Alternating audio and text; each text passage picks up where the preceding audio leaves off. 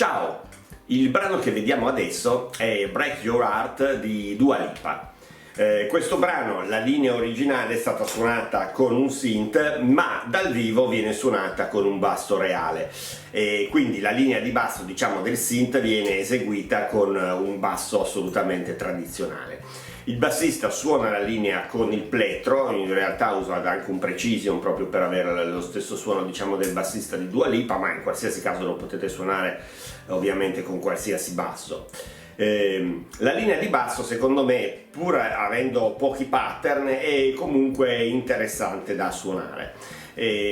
La vera difficoltà di questa linea è che ha proprio degli incastri molto all'unisono, quindi bisogna eseguirli proprio perfettamente, andando anche in molti punti proprio insieme alla voce con la cadenza perfettamente precisa, altrimenti la linea perde significato. Ora, io spesso ribadisco questo concetto di precisione, no? In particolare su alcune linee. In realtà è ovvio che bisogna essere sempre precisi quando suoniamo, ma diciamo che ci sono alcune linee di basso che le piccole imprecisioni le possono perdonare un po' di più e non si notano troppo. Ciò non vuol dire che è bene farle, sarebbe meglio essere sempre precisi, ma diciamo consentono qualche piccolo margine di manovra e perdonano più facilmente qualche piccola imprecisione. Ci sono altre linee di basso dove anche le piccole imprecisioni danno subito la sensazione di qualcosa che è fuori posto. Ecco, questa è un'altra di quelle linee di basso dove la precisione diventa fondamentale, perché se no suona subito, diciamo, qualcosa fuori posto. Allora, il brano come tonalità è in Mi minore, ok? E vediamo quindi, diciamo, la linea di basso. C'è una strofa e un ritornello dove le linee sono in parte simili. Allora, vediamo intanto la linea, diciamo, della strofa.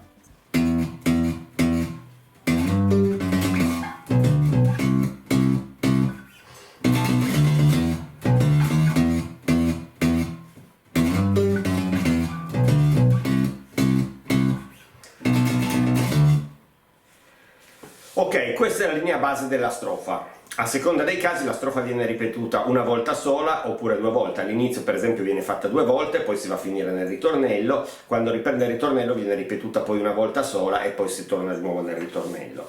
Adesso provo a suonarla più rallentata e poi andiamo come sempre a vedere le singole note.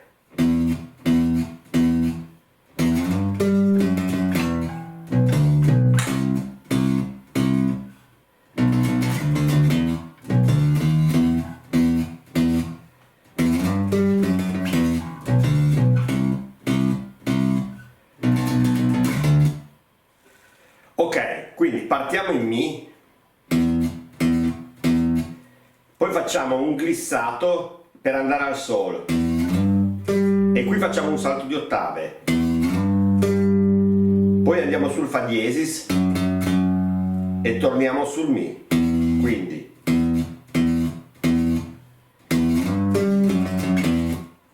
poi facciamo di passaggio che è un Si, Re, Si e andiamo in Do, Si, Re, Mi, quindi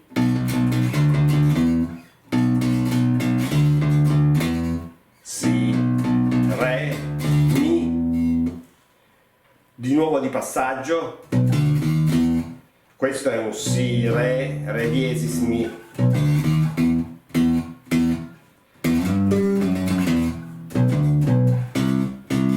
La seconda volta fa Si, Re, ok? Quindi non fa più, ma fa tutto sul Si e si ferma sul Re, ok? Quindi primo giro,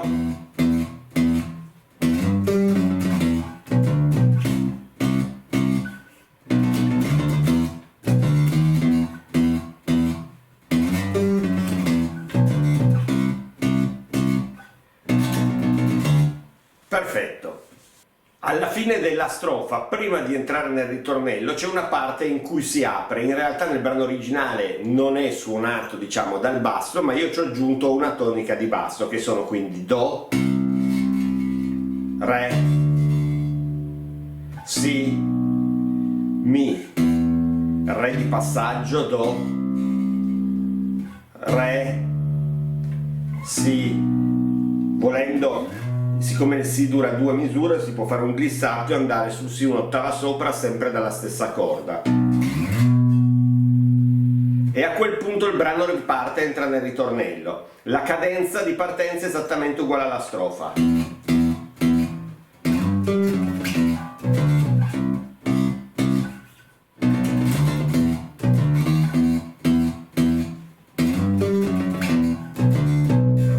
A questo punto, quando va sul Do, invece di prendere la scadenza che teneva nella strofa, prende i quarti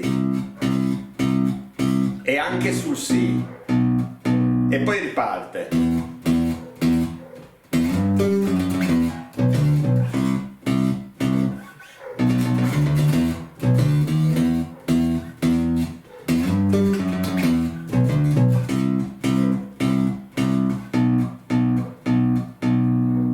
Ok?